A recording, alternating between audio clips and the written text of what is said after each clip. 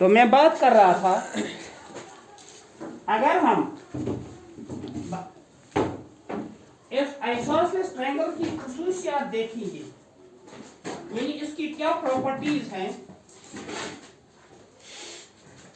सबसे पहले तो आइसोसेलेस ट्रायंगल वो ट्रायंगल होता है जिसमें दो साइड इक्वल लेंथ के होते हैं, और इन इक्वल साइड्स के अपोजिट एंगल जो हैं वो भी आपस में।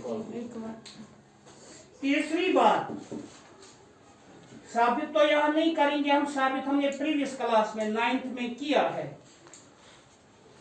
कि अगर इस वर्टेक्स से ए से हम इस BC पर एक परपेंडिकुलर डालते हैं, ये सिर्फ परपेंडिकुलर ही नहीं होगा इस आइसोसेलेस ट्रायंगल में, बल्कि it will divide BC into two equal parts. That means ये परपेंडिकुलर ही नहीं बल्कि परपेंडिकुलर बाइसेक्टर होता है BC का। क्या परपेंडिकुलर? ठीक। कन्वर्सली ये परपेंडिकुलर है। अब देखिए यहां पर अगर ये दो ट्रायंगल हम ले लेंगे, इसका ये एंगल और ये एंगल बराबर, ये एंगल और ये एंगल भी बराबर, तो दो एंगल आपस में बराबर निकल गए। जब एक ट्रायंगल में दो एंगल बराबर होंगे तो तीसरा डेफिनेटली बराबर होगा। ये मिसाल, एक ट्रायंगल का एक एंगल 90 है, दूसरा है 50, तीसरा कितना होना चाहिए? फिर एंगल सम प्रॉपर्टी के हिसाब से तीसरा कितना होना चाहिए? 40 होना चाहिए, क्योंकि टोटल ट्रायंगलों के टोटल एंगलों का सम 100। तो यहां पर मैंने एक बोला, चलिए 90 होगा, दूसरा 50, then the third will be definitely equal to 40। तो मानते हैं दूसरे एंगल में भी, ट्रायंगल में एक एंगल 90 है, दूसरा 50 है, तीसरा क्या होना चाहिए उसमें? 40। यानी यहाँ पर हम एक बात अखज़ कर सकते हैं, we can deduce that if two triangles have two equal angles, means if two angles of one triangle are respectively equal to the two angles of another angle, then their third angle will also be equal। Okay? Yes। ये तो proven बात है। तो यहाँ पर भी फिर तीसरी एंगल यहाँ पर दो ट्रायंगल में बराबर आ गई ना? yes। आ गई ना? yes। तो इसका मतलब ये परपेंडिकुलर जो मैंने डाला था, नंबर 1 ये परपेंडिकुलर है, नंबर 2 इसका क्या बन गया है? बाइसेक्टर इस साइड का, और तीसरा इस एंगल का भी बाइसेक्टर आ गया, क्योंकि इसने इस ए एंगल को दो बराबर हिस्सों में तकसीम हो। तो ये था आइसोसेलेस ट्रायंगल के बारे में थोड़ी सी जानकारी आपको। Now we will move to our today's question. आज के क्वेश्चन में हम अब आएंगे, तो देखेंगे आज का क्वेश्चन क्या कहता है। Construct an isosceles triangle whose base is 8 cm. First of all, here the base of an isosceles triangle is given. तो चलिए भैया हम क्या करेंगे, स्केल से। स्केल तो आप लोगों को मालूम है, कल मैंने आपको बताया था टुमारो, आज के लिए you should bring your geometry box with you, लेकिन शायद किसी ने नहीं लाया है किसी के पास? ओके, कोई बात नहीं है, कल फिर नहीं बोलना, ठीक है? yes। तो यहां पर स्केल से हम एक 8 सेंटीमीटर लाइन सेगमेंट ले लेते हैं, इसका नाम मैं BC रखूंगा, 8 सेंटीमीटर, ठीक है? उसके बाद ये क्या कहता है, an altitude 4 centimetre and then another. हाँ, इस पर जो अल्टीट्यूड है, आइसोसेलेस ट्रायंगल तो है ही, अल्टीट्यूड अगर होगा तो वो इसका बाइसेक्टर भी होगा ना? अल्टीट्यूड मतलब हो गया परपेंडिकुलर। अगर वही में हो तो ये परपेंडिकुलर हमने यहाँ ड्रॉ किया इस BC पर, then it is not only perpendicular but it is perpendicular bisector। It is perpendicular bisector। So यहाँ पर हमें BC में क्या करेंगे, हम इसका परपेंडिकुलर बाइसेक्टर खींचेंगे। क्या करेंगे? Perpendicular bisector. अब परपेंडिकुलर बाइसेक्टर खींचने का तरीका क्या है? आपके ज्योमेट्री सेट में एक इंस्ट्रूमेंट होता है जिसको एक साइड में नीडल होती है, दूसरे साइड में उसमें पेंसिल लगाई जाती है, and that is called a pair of compass. तो आप क्या बनाना ऐसे? कंपास। शाबाश। हम अपना कंपास उठाएंगे और अंदाजे से ही यहां B पर पहले उसका नीडल रखेंगे, यानी B को हम सेंटर मानेंगे। अंदाजे से हम निस्फ से ज्यादा खोलेंगे और ऊपर से नीचे तक एक आर्क लगाएंगे। आजा भाई, हमारा फोटो। तो मैंने क्या बोला आपको, परपेंडिकुलर बाइसेक्टर खींचने के लिए क्या करना पड़ता है? हम अपने कंपास का नीडल यहाँ रखेंगे B पॉइंट पर। दैट मीन्स B को हम यहाँ पर हम कंपास का नीडल रखते हैं, उसको हम कहते हैं सेंटर। क्या कहते हैं? यानी B को मैंने फिर सेंटर माना, और प्रेफरेबली नहीं बल्कि बाय गेसिंग, अंदाजे से मैंने इस कंपास को हाफ से ज्यादा खोला, BC के हाफ से ज्यादा खोला और ऊपर से नीचे तक एक आर्क लगाई। अब इसी प्रोसेस को रिपीट करना है। कंपास जो है वो उतना ही रखना है जितना हमने इस आर्क के लिए रखा, ठीक है ना? और हमें ये प्रोसेस रिपीट करना है, लेकिन कहां से? C से। यानी अब मैं C को क्या मानूंगा? जहां पर हम कंपास का नीडल रखते हैं वहां पर हम क्या मानते हैं? सेंटर। ओके, सेंटर को मैंने किया काम, ये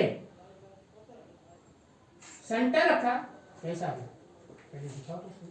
पहले भूत आया अभी ये भूत को मुझे दिखाओ पहले।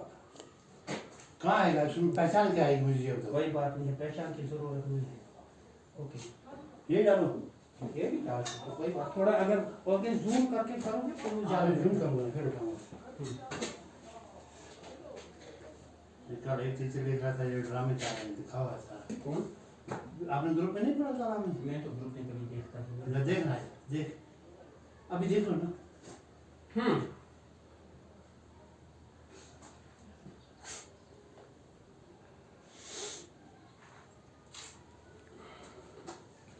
इसके बाद मैं बात कर रहा था, यहाँ C पर हम क्या रखेंगे? सेंटर रखेंगे, और उतना ही जो हमने पहले आर्क के लिए लिया था उसका मतलब लंबाई कितना हमने खोला था, वो अपना कंपास उतना ही रखेंगे, न बंद करेंगे न ज्यादा खोलेंगे, बल्कि उतना ही। एक और आर्क हम देंगे, और वो ये आर्क इस पहली वाली आर्क को इस तरह इंटरसेक्ट करेगी। क्या करेगी? इंटरसेक्ट। यहाँ तक तो मेरे ख्याल में ये आसान बात है, मुश्किल नहीं है। गवर क्या भाषा? अगर किसी को कोई प्रॉब्लम है अभी सीखने में, मुझे बता, मैं दोबारा यहाँ पर। हाँ, आपकी प्रॉब्लम ये सो हो सकते हैं, सर आपके हाथ में वो कंपास नहीं है। मैंने बोला कि आज कितने महीनों के बाद स्कूल खुला है? Almost 6 months। तो यहाँ पर अभी वो समझ ही नहीं आता कौन सी चीज कहां पर पड़ी हुई है। हमारे वो कंटिजेंट साहिबान जो हैं, अगर देखेंगे यहाँ पर, अभी मैं बात कर रहा था, देखो गंद कितनी पड़ी है, यानी अभी पूरा सिस्टम जो है वो बहाल नहीं हो गया है। अब हमारी कोशिश है, क्योंकि हम अगर यहाँ आते हैं तो यहाँ बैठेंगे नहीं, कुछ न कुछ आप तक पहुंचाएंगे। तो हम क्या करेंगे, इन 2 पॉइंट्स को जहां पर इसने ये काटा, इन 2 पॉइंट्स को आपस में मिलाना है, ठीक है? इस तरह अगर इसमें यहाँ पर मैंने P रखा था, यहाँ Q रखा था, बात समझ आती है? तो P और Q जो है, PQ इस BC का परपेंडिकुलर बाइसेक्टर कहलाएगा। क्या कहलाएगा? और मानते हैं हम कि A इस BC को M पर बाइसेक्ट करता है। अब यहां से हमें इसकी जरूरत नहीं है। अब हम क्या करेंगे, इसने बोला है जो इस पर परपेंडिकुलर है वो कितनी लंबाई का है? 4 सेंटीमीटर। ठीक है, यहां से हम मापने की कोशिश करेंगे M से। इस MP पर 4 सेंटीमीटर पर एक हम क्या पॉइंट ड्रॉप करेंगे, उसका नाम मैं रखूंगा A।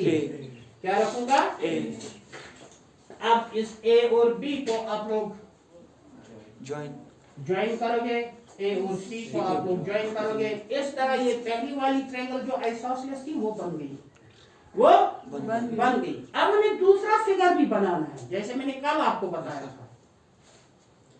दूसरा भी एक ट्रायंगल बनाना है और उस वो ट्रायंगल जो है वो इस पहली वाली ट्रायंगल के क्या होना चाहिए? सिमिलर।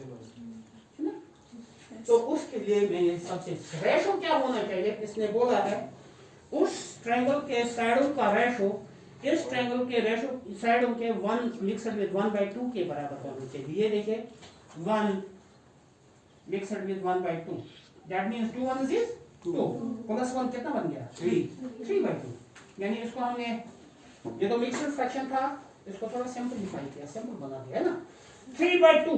यानी जो नया ट्रायंगल हमें बनेगा उसके साइड इस पुराने ट्रायंगल के साइडों से 3/2 के बराबर होने चाहिए। अब मैं आपसे थोड़ा कल का पूछूं, यहां पर देखिए न्यूमरेटर बड़ा है या डिनोमिनेटर बड़ा है? न्यूमरेटर। अब ऐसे हवा में तीर मत वहीं बैठो यार, दूर। Why are you late?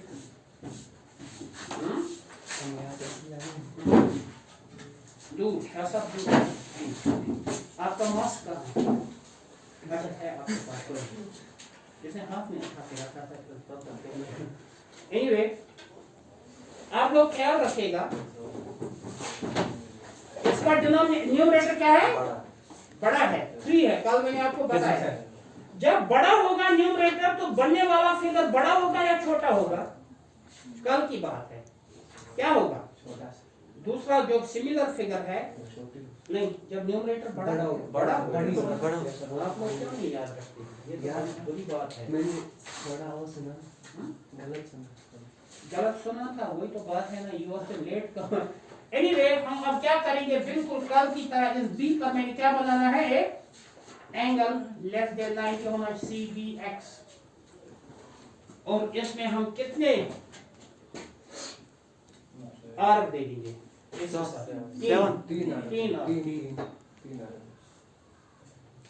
यहाँ पर 1 B1 B2 और B3। लेकिन ये आर्क जो 3 हैं, ये आपने कल सीखा है कि ये बराबर रेडियस के होनी चाहिए, यानी कंपास हमारा हर एक के लिए बराबर खुला हुआ होना चाहिए।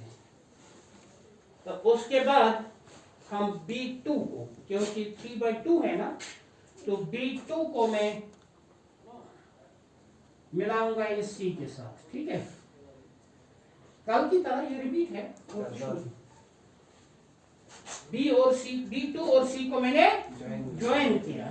उसके बाद इस B3 से, सॉरी ये B3 है, B3 से मैं एक ऐसी लाइन ले लूंगा जो इस लाइन के पैरेलल होगी। क्या होनी चाहिए? पैरेलल। ये देखिए डॉटेड लाइन में ले लूंगा मैं। अगर ये पैरेलल जाती है तो इस BC को कहीं नहीं मीट करेगी या इसको नहीं काटेगी, इसलिए हम BC को क्या करते हैं?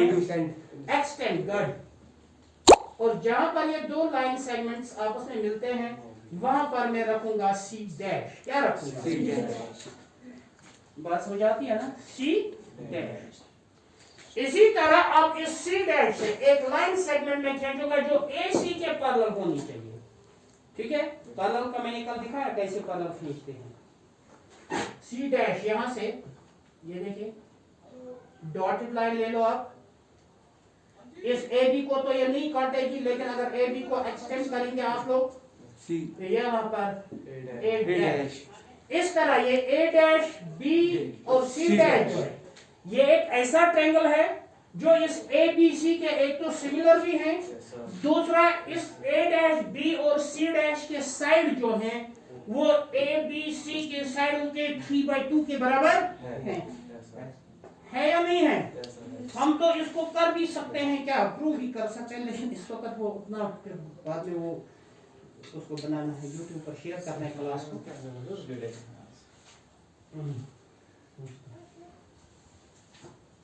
तो कल से सभी आना इधर, ठीक है, ये सिलेबस खत्म करेंगे। ठीक है, तो इस तरह ये दूसरा ट्रायंगल जो है A dash B and C dash, it is similar to ABC and its sides are 3/2 of the sides of AB smart one, C। ठीक है, ठीक है, दुकान पे फिक्स, समझ। फिक्स।